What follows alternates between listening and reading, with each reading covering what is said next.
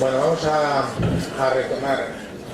Yo estaba hablando de ese mundo microbiano que, a pesar de que no lo vemos a simple vista, pues tiene toda una variedad de procesos, de funciones y demás, y que es tan esencial para nuestra vida. Este esquema pues vendría a decir que las bacterias no son simplemente, como algunos dicen, un bichito pequeño y demás, de forma más o menos alargada o redonda. Hay todo este conjunto de posibilidades, hay todo un conjunto de procesos que definen cómo esas células crecen, cómo se desarrollan, y sabemos mucho, pero claro, nos falta todavía muchísimo por saber. Hay bacterias que tienen formas espirales. Entender todo eso está llevando mucho esfuerzo científico, pero realmente da claves de lo que es la vida, no solo de lo que es la vida microbiana. Entonces, resulta que la vida microbiana representa la mayor parte de la biosfera, pero esa mayor parte no creáis que es bueno, solo en el 40, no, los microbios representan el 90% de los seres vivos que existen en la biosfera. Y ese 90%, bueno, si resulta que los vegetales suponen mucho, si es el 90% si descontamos lo que es la celulosa como material inerte. Si contamos la celulosa, pues todavía es el 60%. ¿Y qué conocemos? Pues se calcula que en especies procarióticas, que son las bacterias, no tienen verdadero núcleo, pues resulta que pueden existir como 10 millones de especies, apenas conocemos unos miles. Es decir, que todavía hay mucho trabajo para hacer. Yo, como digo, los microbiólogos tenemos todavía muchísimo que recorrer, bueno, como lo tiene toda la ciencia, porque cada vez que nos hacemos preguntas y llegamos a respuestas, pues surgen nuevas preguntas y nuevos caminos para avanzar en la investigación. Y por supuesto que esta vida microbiana coloniza todo tipo de ambientes, la tierra, el suelo, el aire, en profundidades enormes del suelo o profundidades mucho más grandes de los mares, pues hay vida microbiana. Pero tiene tanto que ver con nosotros que nuestro organismo, nuestro cuerpo, está habitado por una enorme cantidad de microorganismos que han evolucionado con nosotros y que siguen evolucionando. Es decir, el ser humano, desde que existe, por supuesto existe mucho después de las bacterias en la Tierra. El ser humano, nuestra especie, aparece hace unos 150.000 años, comparado con la vida 3.800 millones, fijaros. Bueno, pues esa microbiota que vive con nosotros la hemos empezado a entender hace no muchos años. La microbiología como ciencia pues surge, aunque un poco antes hay evidencias, pero surge en el siglo XIX. Y sin embargo, casi siempre, durante muchos años, y es posible que todavía llegue esa idea, hay microbios patógenos y microbios que no lo son. Bueno, pues ya hace mucho tiempo que los microbiólogos hemos empezado a ver que hay microbios que no son patógenos y que pueden serlo, que pueden hacerse patógenos, que los microbios, aunque son células, aunque son unicelulares o pluricelulares sin diferenciación, pues también actúan en grupos. A veces se organizan en láminas, en películas, e incluso tienen un sentido para lo que se llama escrutinio de quórum, saber si son suficientes para actuar en bloque y formar estas biopelículas, y colonizan el organismo de los animales con notable profusión. Bueno, pues eso es lo que ha hecho que desde hace no muchos años hablemos de microbiota. Ya hablábamos, microbios que viven en el organismo humano, pero hablemos de microbioma, porque los estudios de genomas, poder secuenciar genes, ya sabéis, seguro que os han explicado muchas veces la estructura del ADN y cómo eso se puede conocer en todo lo que es el detalle de su secuencia. Pues conocer la microbiota a través de sus genes, que es la forma de conocerla en su conjunto, es lo que hace que hablemos de microbioma. Podemos conocerlo desde luego. Podemos conocer cómo evoluciona desde las primeras edades, podemos conocer sus características, podemos conocer los equilibrios que tiene el organismo, podemos preguntarnos, y las respuestas están siendo muy contundentes. ¿Tiene que ver con los estados patológicos? Sí, pero no ya que llegue un organismo infeccioso y nos produzca una infección y nos afecte produciendo fiebre y el cuadro clínico que sea. No, no, no. Es que el equilibrio en esa microbiota, el que todo eso esté equilibrado, también se asocia con enfermedad o con salud. Por tanto, desde que hace no muchos años se pudo empezar a conocer el microbioma de individuos concretos, secuenciando los genes microbianos que hay en su organismo, desde que empezamos a hacer eso, pues resulta que las preguntas de investigación son muchas. Las respuestas, todavía muchas están pendientes. Al final, pues voy a esbozar, por ejemplo, cómo en algunas patologías, como puede ser la obesidad, como puede ser el propio cáncer, como pueden ser alteraciones incluso neuropsiquiátricas, resulta que este equilibrio del microbioma se ve alterado. Entonces, pues hacemos la pregunta, bueno, ¿esto es el efecto es la causa de la patología o es el efecto?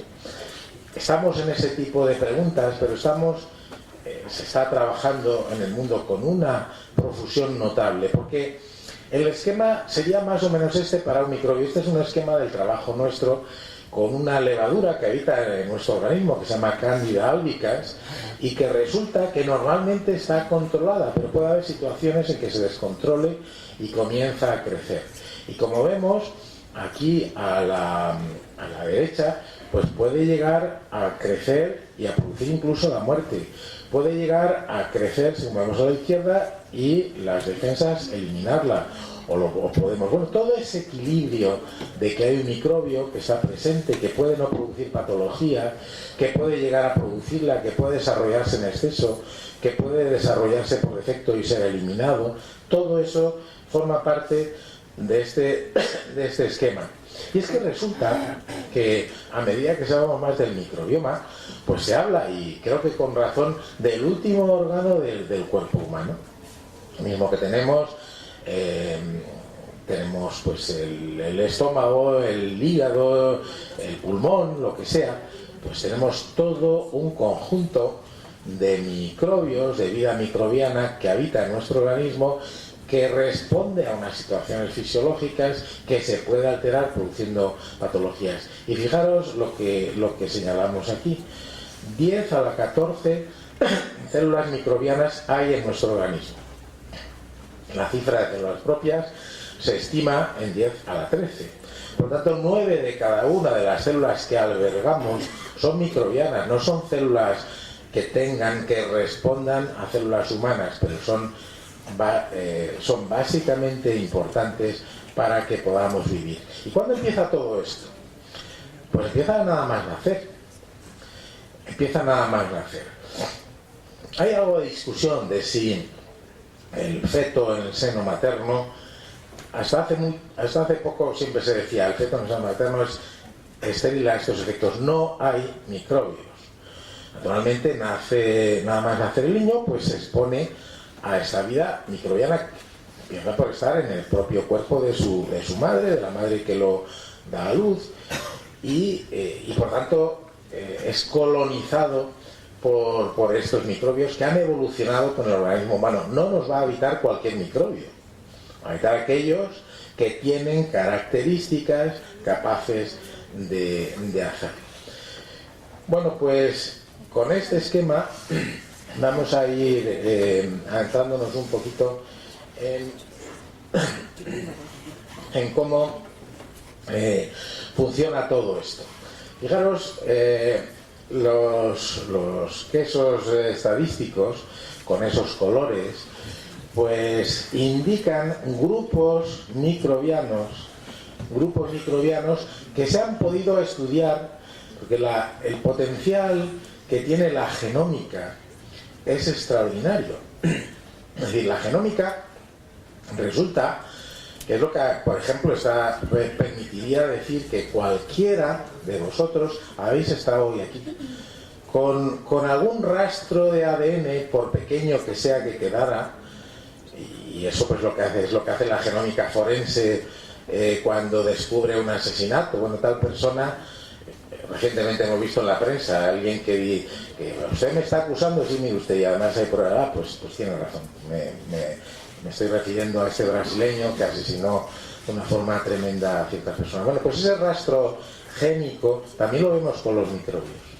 Entonces, resulta que podemos saber grandes grupos y luego, si concretamos más, llegar a especies.